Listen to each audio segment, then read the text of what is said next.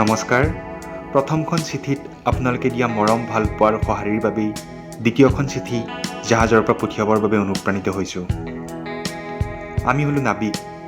পৃথিৱীৰ বিভিন্ন দেশৰ পৰা বিভিন্ন দেশলৈ আমি ভ্ৰমি ফুৰোঁ। বিভিন্ন সমাজ আৰু সংস্কৃতিৰ সৈতে আমাৰ পৰিচয় ঘটে। আৰু প্ৰত্যেকখন দেশ, প্ৰত্যেক সমাজ আৰু সংস্কৃতিৰ মাজত আমি আমাৰ নিজৰ মাতৃভূমিক বিচাৰি ফুৰোঁ। সেইকাৰণে আজি দক্ষিণ আমেৰিকাৰ এই গছ-গছনি, নদ-নদীবোৰৰ মাজত অসমখনক বিচাৰি ফুৰিছোঁ।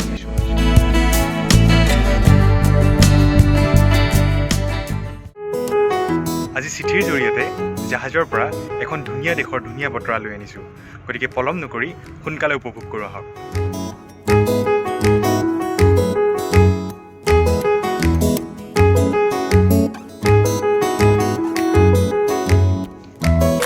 প্ৰতি মৰমৰ পোনপ্ৰথমেই সকলোকে মোৰ শ্ৰদ্ধা আৰু মৰম যাচিলোঁ। আশা কৰোঁ সকলো ভালে আছে। আটলাণ্টিক মহাসাগৰৰ পৰা ফালৰি কাটি আমি যাত্ৰা আৰম্ভ কৰিছিলোঁ পাৰানা নামৰ নৈ এখনৰ মাজেদি। পাৰানা নৈখনৰ সৌন্দৰ্য আছিল অপৰূপ।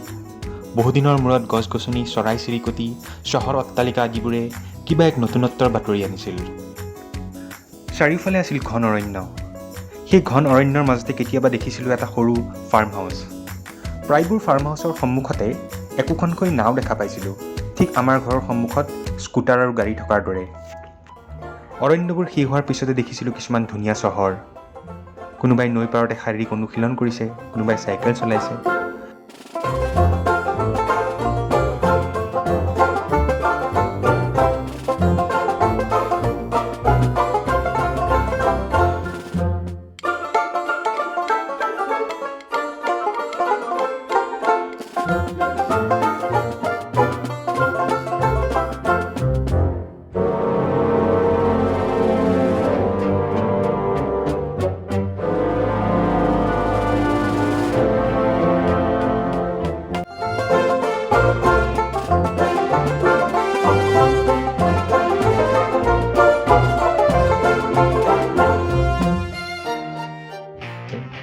মাজে মাজে দেখিছিলোঁ ডাঙৰ ডাঙৰ কাৰখানা। আৰু আটাইতকৈ ভাল লাগিছিল গোটেই নৈখনৰ একোটা নিৰ্দিষ্ট দূৰত্বৰ মূৰে মূৰে একোটা সৰু সৰু বন্দৰ। কোনোবাতো যদি গাড়ী কঢ়িওৱা জাহাজৰ বাবে ব্যৱহাৰ হোৱা বন্দৰ, কোনোবাতো আকৌ কণ্টেইনাৰ কঢ়িওৱা জাহাজৰ বাবে।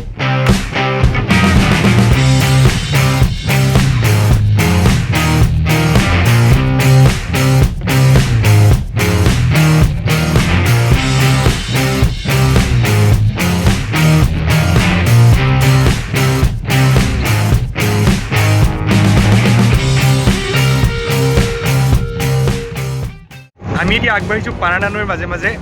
এই পাৰানা নৈখনৰ এফালে আছে উৰুগুৱে আৰু আনফালে আৰ্জেণ্টিনা। আৰ্জেণ্টিনাত এতিয়া ঠাণ্ডাৰ দিন, ৰাতিপুৱা 10টামান বজালৈকে ইয়াত ঘন কুঁৱলী পৰে। আৰু আৰ্জেণ্টিনাৰ এই গছ-গছনি, নদ-নদীৰ সৈতে যিটো পৰিৱেশ, এই পৰিৱেশটোৱে অসমখনৰ স্মৃতি সজীৱ কৰি তুলিছে। আৰু সঁচা কথাত ক'বলৈ গ'লে আজি অসমখনে ব্ৰইলাৰ চুটৰ কলাৰত লৈ জানিছে।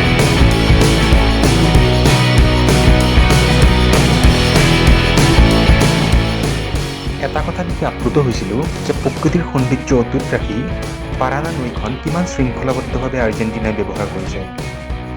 ব্ৰিটিছৰ দিনতে হেনো দিখৌ নৈ দি জাহাজ চলিছিল। কিন্তু পৰিতাপৰ কথা এইটো যে এতিয়া দিখৌ নৈ নালাগে, ভাৰতৰ কোনো নদীৰে জাহাজৰ যাতায়াতৰ বাবে প্ৰয়োজনীয় গভীৰতা নাই।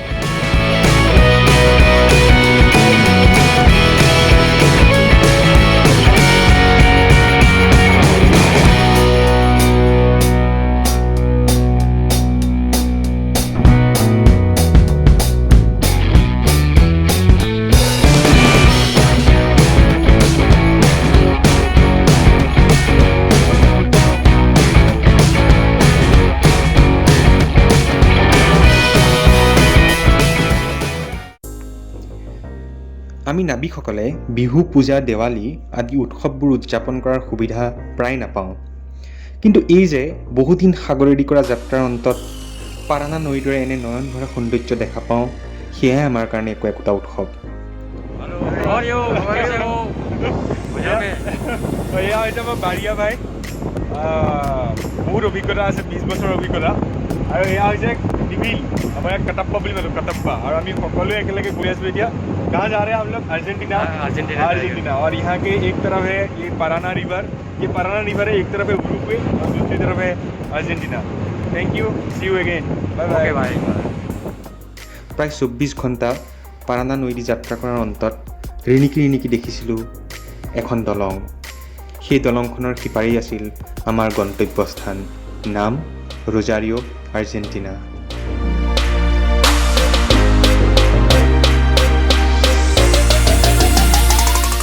তেতিয়াহ'লে কেনেকুৱা লাগিল নদীৰ বুকুৱেদি জাহাজৰ পৰা আৰ্জেণ্টিনাখন চাই?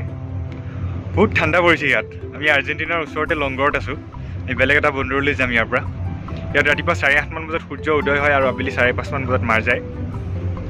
আৰু প্ৰকৃতিয়ে আৰ্জেণ্টিনাৰ দৰে দক্ষিণ আমেৰিকাৰ দেশবোৰক সকলো দিছে। ইয়াত কেতিয়াবা আমাক পেঙ্গুইনে সম্ভাষণ জনাইছে, কেতিয়াবা ডলফিনে জনাইছে, কেতিয়াবা আকৌ চিল মাছে জনাইছে। আপোনালোকক সকলো দেখুৱাম, প্ৰতিশ্ৰুতি দিলোঁ। এটা কথা মনত পৰিছে, আজি 14 জুলাই, আজি মোৰ একমাত্ৰ ভণ্টিজনীৰ জন্মদিন আৰু তাইক মই ইয়াৰ পৰাই জন্মদিনৰ হিয়া ভৰা শুভেচ্ছা জনালোঁ। আপোনালোকক আশীৰ্বাদ জনাব। পুনৰ লগ পাম। জয় আই অসম, জীৱন জিন্দাবাদ।